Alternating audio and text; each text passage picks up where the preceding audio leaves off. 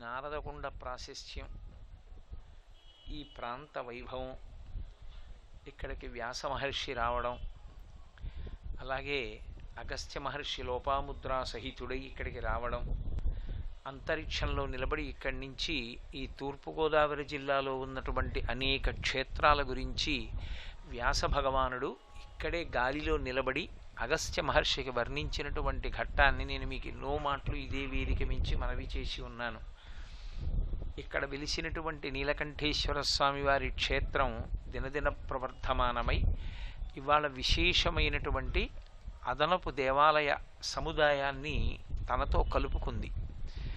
ఇందులో ఆ నారద కుండం చాలా విశేషమైనటువంటి ప్రశస్తిని పొంది ఉన్నది. సాధారణంగా దేవాలయం ఉంటుంది, కానీ దేవాలయానికి తటాకం ఉండదు, అది పెద్ద లోటు. కానీ క్షేత్రానికి తప్పకుండా తటాకం ఉండాలి. అందుకే పూర్వం తటాకం ఒడ్డునే దేవాలయాలు వెలిసేవి. కానీ ఇక్కడ ఇవాళ ఉన్నటువంటి పరిస్థితులకు పూర్తి భిన్నంగా ఒక అద్భుతమైనటువంటి కుండానికి సమీపంలో స్వామి వెలిచాడు. ఆ కారణం చేత చక్కగా స్నానం చెయ్యడానికి యోగ్యం, స్వామికి తెప్పోత్సవం నిర్వహించడానికి అది సావకాశం, ఈశ్వర దర్శనం చేసుకోవడానికి కావలసినటువంటి సదుపాయం.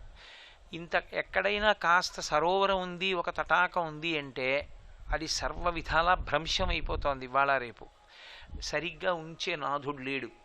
కానీ మరి కాలగతిలో పరమేశ్వరుడి అనుగ్రహమో ఏమో ఒక్క ఈ నారదకుండం మాత్రం అపవిత్రం కాకుండా తట్టుకుంది.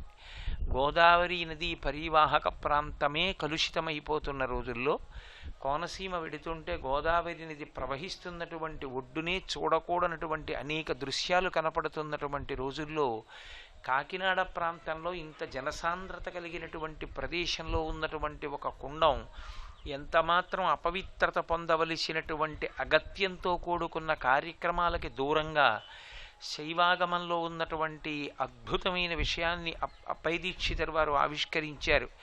ఎర్రతామరలు విచ్చుకున్నటువంటి సరోవరం ఒడ్డున కూర్చుని ధ్యానం చేస్తే ఆత్మసిద్ధి కలుగుతుంది అని. అంత గొప్ప తామరలతో కూడుకున్నటువంటి సరోవరం ఏమీ పాడవకుండా అలా నిలబడి ఉండడం, అందులో నీరు ఉండడం, తామరపూలు ఉండడం, దాని ఒడ్డున నీలకంఠేశ్వర స్వామి క్షేత్రం రావడం, సాక్షాత్తుగా శంకరాచార్య స్వామివారే ఈ భూమి మీద అవతరిస్తే శృంగగిరి పీఠానికి పీఠాధిపత్య స్థానమనందు కూర్చుంటారు. ఎందుకని అంటే శంకర భగవత్పాదులు 4 పీఠములను ఏర్పాటు చేసినప్పటికీ సార్వభౌమ పీఠము శృంగగిరి పీఠమే. ఏ 2 పీఠాల మధ్యనైనా వేదాంత విషయంలో కానీ అనుష్ఠాన సంబంధమైన విషయంలో కానీ అభిప్రాయ భేదాలు వస్తే శృంగగిరి పీఠాధిపత్యం వహించేటటువంటి వారు ఏది చెప్తారో అదే తుది తీర్పు. అంటే వారు సాక్షాత్ శారదాస్వరూపులై ఈ భూమి మీద నడయాడేటటువంటి వ్యక్తి. పుంభావ సరస్వతి అపారమైనటువంటి తపశ్శక్తి సంపన్నులై వారు ఆ యోగమునందు నిష్ఠా కలిగినటువంటి తత్పరతను పొందినటువంటి వారై కేవలము బ్రహ్మమునందు రమిస్తూ కపికుంజరహ అని వాల్మీకి మహర్షి చెప్పినట్టుగా ఈ భూమి మీద నడయాడి సనాతన ధర్మ వైభవాన్ని నిలబెడుతున్నటువంటి మహాపురుషులు. ప్రతిరోజు కూడా ప్రదోషవేళ దాటిన తరువాత శంకరాచార్యుల వారు కైలాస పర్వతం మించి పర్వతశివుని యొక్క చేతి మీదుగా అందుకుని తీసుకొచ్చినటువంటి శివలింగములలో ఒకటైనటువంటి భోగలింగానికి అభిషేకం చేసేటటువంటి అమృతహస్తములను పొందినటువంటి వ్యక్తి. ఇప్పటికి ఎన్ని సంవత్సరాలుగా ఎన్ని అభిషేకాలు చేశారో అటువంటి లింగానికి పరమశివ భక్తులైన వాళ్ళందరూ ఏం కోరుకుంటారంటే త్రయోదశి నాడు శరీరం విడిచిపెట్టాలని కోరుకుంటారు. అంత గొప్ప తిథి త్రయోదశి. వైష్ణవంలో ఏకాదశి ఎంత గొప్ప తిథో శైవమునందు త్రయోదశి అంత గొప్ప తిథి. మహాత్ముల యొక్క గొప్ప గొప్ప దర్శనాలన్నీ త్రయోదశి నాడే అవుతాయి. స్వామి హనుమకి సీతమ్మ తల్లి దర్శనం కూడా త్రయోదశి తిథి నాడే అయింది. అందున కృష్ణపక్షం కన్నా శుక్లపక్షం శక్తివంతమైన కారణం చేత పౌర్ణమి ముందు వచ్చేటటువంటి త్రయోదశి, అందులో చైత్రమాసంలో పౌర్ణమి ముందు వచ్చేటటువంటి త్రయోదశి చతుర్దశి రాత్రి పరివ్యాప్తమై మాస శివరాత్రి అయితే అది పరమశివుడికి పార్వతీదేవికి అపారమైనటువంటి పట్టు ప్రారంభమయ్యేటటువంటి కాలం. అందుకే నైమిత్తిక తిథిగా చైత్ర శుక్ల పౌర్ణమి పార్వతీ కళ్యాణం. ఆ రోజున తప్పకుండా పార్వతీ కళ్యాణం చెయ్యాలి, చూడాలి. మనకి శైవాగమంలో దక్షిణామూర్తి యొక్క స్వరూపము వంటి రూపం ఇక లేదు. నిజానికి శివుని యొక్క రూపాలు శైవాగమం మూడుగా విభాగం చేసి చెప్తుంది.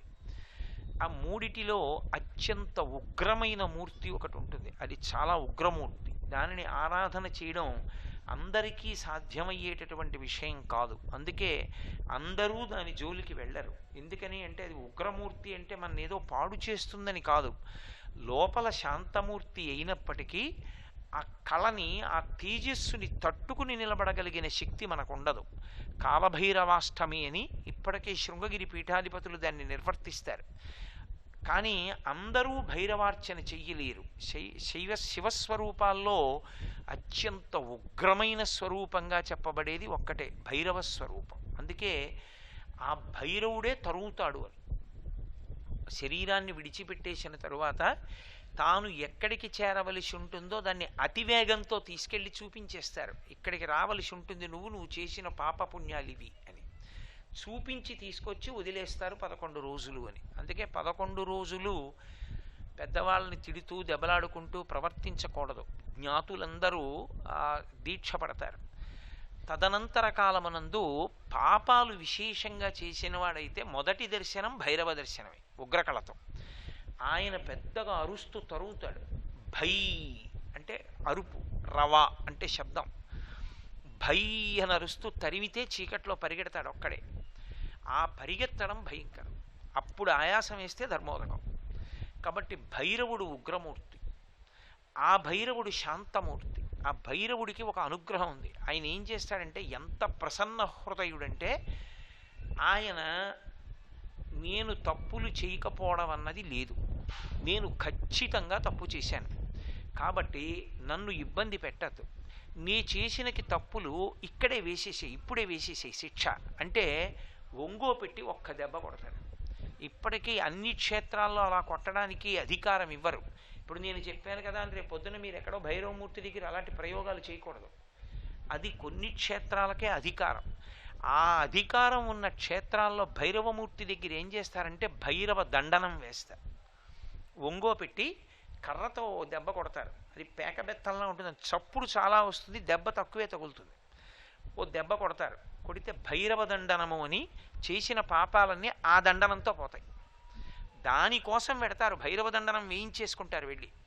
అది ఎక్కడ వేస్తారంటే గంగా, ప్రయాగ ఆ పరివాహక ప్రాంతమునందు మానసాదేవి దేవాలయం ఉంది. మానసీదేవి దేవాలయంలో ఉన్నటువంటి భైరవస్వామి ముందు భైరవ దండనం వేస్తారు.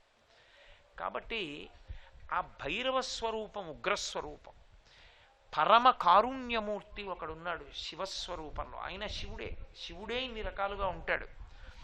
అది కారుణ్యమూర్తి. ఎంతటి కారుణ్యమూర్తి అంటే ఆయన వలన తీరని కోరిక అన్నది ఉండదు. ఎంత పాపాత్ముడు అవనివ్వండి. పాపాత్ముడు అన్న మాటకు అర్థం ఏంటంటే వేదం ఎలా చెప్పిందో అలా బ్రతకనివాడు. కాబట్టి ఇప్పుడు తను చేసిన పాపాలే తాను సంతోషంగా ఉండడానికి అడ్డుగా వచ్చి నిలబడతాయి. ఆ అడ్డుగా వచ్చి నిలబడితే ఆ పాపములు ఇన్ని ఉన్నా వెళ్ళి ఇలా అంటే చాలు, పొంగిపోయి పోన్లేరా పాపం అని కోరిక తీరుస్తాడు. అలా తీర్చగలిగిన వాడు ఒక్కడే ఉన్నాడు. అది కూడా ఇప్పుడు మీరు ఏ కోరిక లేకుండా వెళ్ళి నమస్కారం పెట్టారనుకోండి, నమస్కారం పెడితే ఆయన మీకు కాలమునందు రాబోయేటటువంటి ఏడుపుని లెక్క కడతాడు. అరే వీడు పాపం ఫలానా కారణానికి ఏడవలసి వస్తుందిరా, పండిపోయిన పండు రాలిపోక తప్పదు. ఏదో వయసు అయిపోయిన వాళ్ళు పడిపోవడం తప్పు కాదు. చిన్న చిన్న పిల్లలు వెళ్ళిపోకూడదు. తలుచుకు పెద్దవాళ్ళు ఏడుస్తారు. అలాంటి ప్రమాదాలు ఏమైనా వస్తున్నాయేమో అని చూస్తాడు. చూసి ఆయన మీకు ఆ ఉపకారం చేశాడని కూడా మీకు తెలియదు. ఆయన అంత పెద్ద ప్రమాదాల్ని తీసేస్తాడు, ఆ పాపాన్ని కాల్చేస్తాడు. ఏం చేశారని అంటే ఓ దెబ్బ కూడా కొట్టడు, నమస్కారం పెడితే చాలు తీసేస్తాడు. అంతటి పరమకారుణికుడు శివస్వరూపాల్లో ఇక తిరుగులేని కారుణ్యమూర్తి సోమస్కంధుడు. అందుకే మీరు దక్షిణ దేశం వెడితే ద్రవిడ దేశం వైపు సోమస్కంధమూర్తి యొక్క ఉత్సవమూర్తి లేకుండా అసలు శివాలయాన్ని నిర్వహణ చేయరు. సోమస్కందుడిని ఉంచుతారు. సోమస్కందుణ్ణి శివపరివారంలో ఎప్పుడైనా ఊరిరిగిం పెడితే తప్పకుండా సోమస్కందుణ్ణి తీసుకెడతారు. సోమస్కందుడు అంటే సా ఉమాస్కంధ. పక్కన పార్వతీదేవి ఉంటుంది, పరమేశ్వరుడు ఉంటాడు. పరమశివుడి తొడ మీద కూర్చోడు, పార్వతీదేవి తొడ మీద కూర్చోడు. ఇంత బ్రహ్మజ్ఞాని అయినటువంటి సుబ్రహ్మణ్యుడు ఇద్దరి మధ్యలో చేతులెత్తి ఆడుకుంటుంటాడు. అలా సుబ్రహ్మణ్యుడు ఆడుకుంటుంటే ఇద్దరు చెరోవైపు నుంచి పట్టుకుంటారు ఆయన్ని. అలా పట్టుకుని ఉన్న మూర్తిని సోమస్కందమూర్తి అంటారు. ఆ సోమస్కందమూర్తి ప్రతి శివాలయంలోనూ ఉండాలి. ఎందుకు ఉండాలి అంటే ఆయన పరమకారుణ్యమూర్తి. ఆయన దర్శనం చేస్తే సంతానం కలుగుతుంది, సంతానం నిలబడుతుంది. అందుకే పూర్వం ఏదైనా దేశంలో పిల్లలు ఎక్కువ మంది ఆ వ్యాధులు వచ్చి వెళ్ళిపోతుంటే సోమస్కంధమూర్తిని ప్రతిష్ఠించేవారు. ఆ సోమస్కంద దర్శనం చేస్తే ఇక ఇబ్బంది రాదు. ఇప్పటికీ వెంకటాచల క్షేత్రంలో కపిలతీర్థంలో మహారాజుకి దర్శనమిస్తే నిర్మాణం చేసినటువంటి సోమస్కంధమూర్తి మీకు కనపడతాడు. మీరు తమిళ దేశం వెడితే ప్రతి శివాలయంలో సోమస్కంధమూర్తి ఉంటాడు. మనకి ఇటువైపు అసలు అటువంటి ఆచారం తక్కువ. సోమస్కంధమూర్తి శివస్వరూపంలో అత్యంతటి కారుణ్యమూర్తి. శివస్వరూపంలో నిర్వాహకత్వంతో అమిత వేగం ఉన్నటువంటి వాడు నటరాజస్వామి. ఆయన వేగాన్ని లెక్క పెట్టడం ఎవరికీ సాధ్యం కాదు. ఆయన కదిలితే మనం తట్టుకోలేం, ఆ వేగాన్ని మనం చూడలేం. అందుకే ఆయన ఎంత వేగంతో కదులుతాడు అనడానికి ఒకటి గుర్తుగా పెడతారు. ఏమిటా గుర్తంటే జుత్తు రెండు వైపులా ఒకేలా ఎగురుతుంది. ఇలాగా ఇంత దూరం ఎగురుతుంది. ఇంత జుత్తు విరబోసుకున్నవాడు నాట్యం చేస్తూ అపారమైన వేగంతో తల ఇలా అన్నాడు అనుకోండి, ఈ జుత్తు అంతా ఇలా ఎగురుతుంది. ఇటు ఎగిరిన జుత్తు కింద పడే లోపల ఆయన మళ్ళీ ఇలా అంటాడు. అంటే ఇటు జుత్తు ఇలా ఎగురుతుంది, ఇటు జుత్తు ఇలా ఎగురుతుంది. మధ్యలో ఉన్నవాడు అంత వేగంగా కదులుతున్నాడు కాబట్టి ఉగ్రంగా ఉండడు, నవ్వుతూ ఉంటాడు. జుత్తు ఇలా రెండు వైపులకి విచ్చుకుని ఉంటుంది కెరటాల్లా. అది అమిత వేగం, పరిపాలకుడు అని గుర్తు. అందుకే నటరాజస్వామి సమస్త కళలు ఆయన యందే పర్యవసిస్తాయి. అది నటరాజ వైభవం. పూర్తి వ్యతిరేకం, ఇన్ని స్వరూపాలు ఎందులోంచి వస్తున్నాయో చెప్పేటటువంటి స్వరూపం దక్షిణామూర్తి. అసలు శివుడు భైరవమూర్తిగా, శివుడు మంగళప్రదుడైన కారుణ్యమూర్తి సోమస్కందుడుగా, ఆ శివుడు నటరాజుగా ఎందుకు ఉండగలుగుతున్నాడో చెప్పిన మూర్తి దక్షిణామూర్తి. అందుకే ఈ మూర్తులన్నీ ఏం చేస్తాయో దాని విరుద్ధమైనటువంటివన్నీ దక్షిణామూర్తిలో ఉంటాయి. నటరాజస్వామికి ఇలా జుత్తుంటే దక్షిణామూర్తి జుత్తు ఇలా కిందకి వాలిపోయి ఉంటుంది.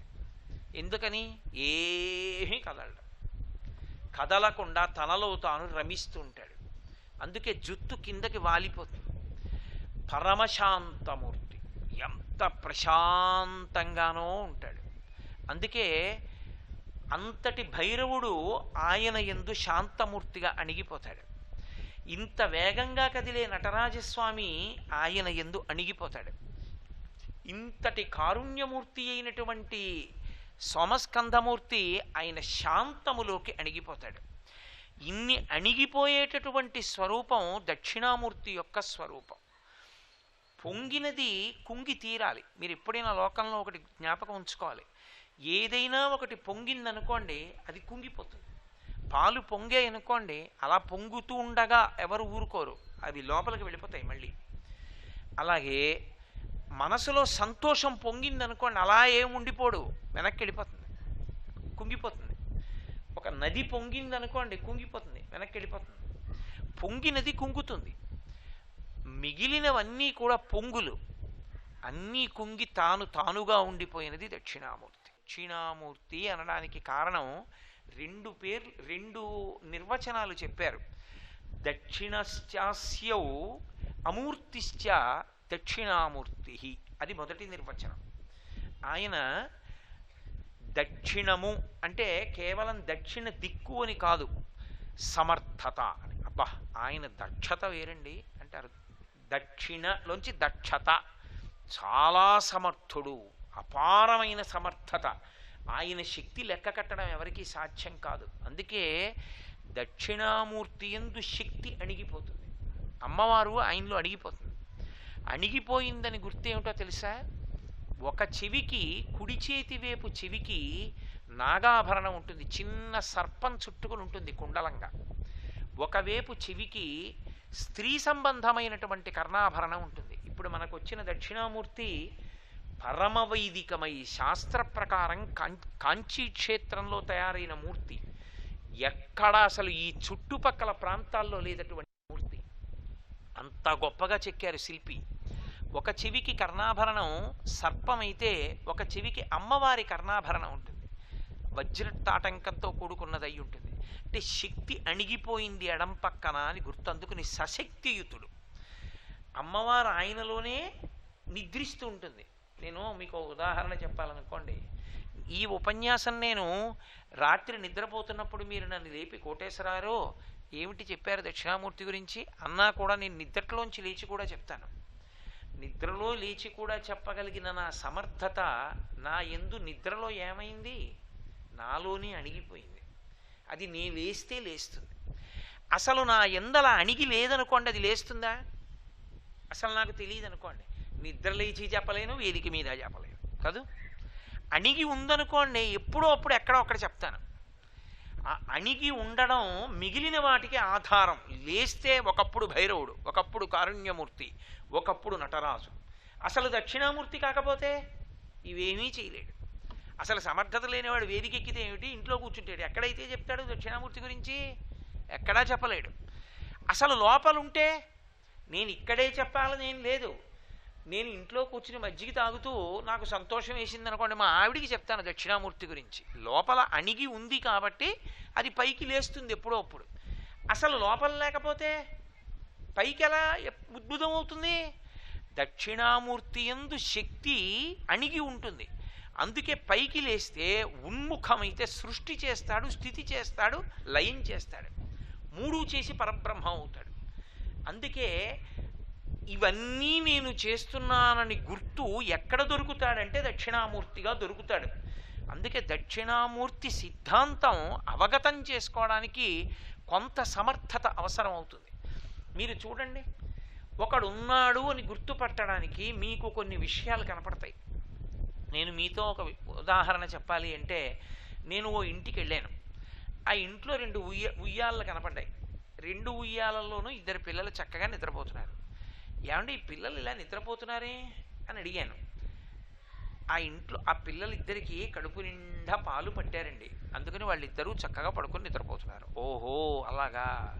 ఈ ఇంటి యజమానిడి, ఇంటి యజమాని నైవేద్యం పెట్టుకుంటున్నాడు, పూజ చేసుకున్నాడు ఇప్పుడే. అన్ని పదార్థాలు సిద్ధం చేశారు, చక్కగా వెళ్ళి పూజ చేసుకుని నైవేద్యం పెట్టుకుంటున్నాడు. పొద్దున్న ఏదో పాయసం ఉండి ఆయనకి పెట్టారు, అక్కడ నైవేద్యం చేస్తున్నాడు. ఆ ఇంట్లో పెద్దవాళ్ళు ఉన్నారు, అత్తమామలు. వీళ్ళిద్దరింత ప్రశాంతంగా హాయిగా కూర్చుని ఏదో రామనామం రాసుకుంటున్నారు. అవును, వాళ్ళు పెద్దవాళ్ళు కదూ. వాళ్ళిద్దరికీ పొద్దున్నే చెరుకో పాత్రతోటి పాలు ఇచ్చేశారు. కాసిన పాలు తాగి వాళ్ళు రామనామం రాసుకుంటున్నారు. అంటే ఆ ఇంట్లో ఊయలలో ఉన్న పిల్లలకి పాలిచ్చిన వాళ్ళు, ఆ ఇంట్లో తన భర్త పూజకి వెడితే పూజకి కావలసిన సంబారాలు పెట్టి నైవేద్యానికి సిద్ధం చేసిన వాళ్ళు, వయసు అయిపోయినటువంటి అత్తమామలకి పాలిచ్చి పలహారం ఆయన నైవేద్యం చేసి తెచ్చిన పదార్థం పెట్టే లోపల వాళ్ళ ప్రాణాలు నిలబడడానికి పాలిచ్చిన వాళ్ళు, ఆ ఇల్లు శుభ్రం చేసి ముగ్గులు పెట్టిన వాళ్ళు మీకు ఎదురుగుండా కనపడకపోయినా ఉన్నారా లేరా? వాళ్ళు ఉంటేనేనా ఇవన్నీ అయ్యాయి? దక్షిణామూర్తి అన్న మాటకు అర్థం అది. మీరు బయట చూస్తే లెక్క కనపడుతుంది, అది చేసినవాడు ఆయనలో కనపడతాడు. అది చూస్తే తప్ప ఇది చూడడంలో ఉత్సాహం ఉండదు దక్షిణామూర్తిలో. దక్షిణామూర్తిని చూసి పొంగిపోవడం ఎందుకు వస్తుందంటే బయట చూడడం రావాలి. బయట చూడడం అంటే నేను చెప్పే కదా, ఇంటి పరిస్థితి అంతా చూసి ఇలా తల తిప్పి చూశారు. కృష్ణ భగవానుడు ఉన్నాడు గూట్లో, ఆయనకు తులసిమాల వేసేసి ఉంది, చక్కగా ఇల్లంతా తుడిచేసి ఉంది, ఎక్కడి వస్తువులు అక్కడ పెట్టేసి ఉన్నాయి. ఇంటి కోడలేది? అసలు ఇవన్నీ చేసిన ఆవిడేది? ఆవిడ ఎక్కడో ఏదో బట్టలు మడతెట్టుకుంటుంది, ఆవిడ కనపడలేదు. కానీ ఆవిడ ఉందా లేదా ఇవన్నీ చేసిందంటే ఇంతమంది ప్రశాంతతకి కారణం ఆవిడే. మహాతల్లి అందుకని ఇంటిని చూసి ఇల్లాల్ని చూడండి అంటారు. ఏదండి ఆ మహాతల్లి ఒక్కసారి ఆవిడికి దండం పెట్టుకోవాలంటే అప్పుడు వస్తుంది. ఆవిడ అప్పుడు కనపడితే ఈవిడ తెల్లవారేటప్పటికి ఇల్లంతా ఇలా నిర్వహించిందని పొంగిపోతామా పొంగిపోమా? అలా మీరు బయటికి వెళ్ళి చూడండి. నేను బరువెత్తమంటే దీన్ని ఎత్తమన్నారనుకోండి, ఏదో కష్టం మీద మొత్తానికి ఎత్తుతాను 2 చేతులతోటి. మీరు ఒక చీమను తీసుకొచ్చి ఎత్తమన్నారనుకోండి, ఎత్తుతుందా? ఎత్తలేదు. ఓ ఏనుగుని తీసుకొచ్చి దీన్ని ఎత్తమన్నారనుకోండి, ఎత్తి 3 సందుల అవతలకి విసిరేస్తుంది. ఏనుక్కి పెట్టిన శక్తి నాకు పెట్టలేదు, నాకు పెట్టిన శక్తి చీమకి పెట్టలేదు. ఒక పురుగు ఉందనుకోండి, అప్పటికప్పుడు ఆకలేస్తే అప్పుడు తింటుంది, దాని బుర్ర అంతే. ఓ బొద్దింక ఉందనుకోండి, ఇంత ఉంటుంది. ఆ బొద్దింక అప్పుడు ఆకలేస్తే అప్పుడు వెతుక్కుని ఏదో ఎక్కడో అక్కడ ఏదో ఒకటి తింటుంది. దానికన్నా 1,000,000 రెట్లు చిన్నది చీమ, ఇంత ఉంటుంది. అది వర్షాకాలం వస్తుందని పంచదార రేణువులు జాగ్రత్తగా గోడ పక్క నుంచి తీసుకెళ్ళి కన్నంలో దాచుకుంటుంది. చీమకున్న తెలివి బొద్దింకకి లేదు. చీమకి లేని తెలివి బొద్దింకకి లేని తెలివి చీమకి పెట్టినవాడు, నాకు లేని బలాన్ని ఏనుక్కి పెట్టినవాడు, సృష్టిలో ఏ ప్రాణికి లేనంత బుద్ధి వైభవం మనిషికి పెట్టినవాడు ఒకడు ఉండకపోతే ఇవన్నీ ఇలా ఎలా ఉన్నాయి? ఓ ఇంట్లోకి వెళ్ళినప్పుడు అన్నీ అలా ఉన్నాయంటే ఆ ఇంటి కోడలు ఉంది, ఆ ఇంటి కోడలు చేసిందనేనా గుర్తు? ఏనుక్కున్న బలం చీమకి లేదు, చీమకున్న బలం నాకు లేదు, చీమకున్న తెలివి బొద్దింకకి లేదు, బొద్దింకకున్న తెలివి చీమకి లేదంటే ఎవరికి ఏది ఎంత ఇవ్వాలో అంతే ఇవ్వగలిగిన వాడొకడు పూర్ణంగా పుష్కళంగా తన దగ్గర ఉన్నవాడు ఉన్నాడా లేడా? ఉన్నాడు. వాడు దక్షిణామూర్తి. వాడు అమూర్తిశ్చ దక్షిణశ్చ దక్షిణశ్చాసౌ అమూర్తిశ్చ. వాడికి మూర్తి లేదు ఆ పనులు చేసినప్పుడు. యథార్థంగా మీరు ఊహ చేస్తే మీరు ఒక పని చేసినప్పుడల్లా కనపడుతుంది ఒక వ్యక్తి. ఇవాళ మీరు ఆ ఇంట్లో జరిగిన పనులు చూశారు, ఆవిడ ఏడప్పటికి ఇన్ని పనులు ఎలా చేస్తుందండి చూద్దాం అనుకుని వెళ్ళి వాళ్ళ ఇంట్లో తెల్లవారుజామున 4ంటికి కూర్చున్నారు, మీకు కనపడుతుంది. ఆవిడ 4 అయ్యేటప్పటికి తెల్లవారుజామున నిద్ర లేవడం, పిల్లలకి పాలు ఇచ్చేయడం, పిల్లల్ని పడుకోబెట్టేయడం, భర్తకి స్నానం చేసేసి సంధ్యావందనానికి పూజకి పెట్టేయడం, నైవేద్యానికి పెట్టేయడం, అత్తమామలకు పాలు ఇచ్చేయడం, ఇల్లు తుడి చేసుకోవడం, పూజా మందిరం సిద్ధం చేసి అన్నీ కనపడతాయి. కాబట్టి మూర్తిశ్చ మనిషి కనపడుతుంది, అమూర్తిశ్చ ఇక్కడ మనిషి కనపడ్డం చేసేస్తాడు తప్ప కనపడ్డం. ఎంత చేసేస్తాడంటే దక్షిణామూర్తి ఎక్కడ కనపడతాడని అడిగారు. అమూర్తిగా దక్షిణామూర్తి ఎక్కడ కనపడతాడో తెలుసా? ప్రతి వాళ్ళల్లో కనపడతాడు. మీకు నేను ఒక ఉదాహరణ చెప్పాలంటే, ఒక్క ఆత్మ చైతన్యము లోపల ఉంది కాబట్టి జ్ఞానేంద్రియాలన్నీ పనిచేస్తున్నాయి. కన్ను చూస్తోంది, ముక్కు వాసన చెప్తోంది, నాలుక రుచి చెప్తోంది, చెవి శబ్దం చెప్తోంది, చర్మం స్పర్శ చెప్తోంది. చెవికి కంటికి ఉన్న దూరం, కంటికి ముక్కుకి ఉన్న దూరం కన్నా ముక్కుకి నోటికి ఉన్న దూరం చాలా చాలా తక్కువ. ముక్కుకి నోటికి అంత దగ్గరగా ఉంటాయి రెండు. ఏది ముక్కు రుచి చెప్తుందా, నాలుక వాసన చెప్తుందా? రెండు దేని పని అదే. ఒక్క అంగుళమే కదండి తేడా అన్నా. ఇక్కడ పెడితేనే తీయగా ఉందో కారంగా ఉందో చెప్తుంది, ఇక్కడ పెడితేనే మల్లె పువ్వో జాజి పువ్వో చెప్తుంది. సర్వం శ్రీ ఉమామహేశ్వర పరబ్రహ్మార్పణమస్తు. స్వస్తి.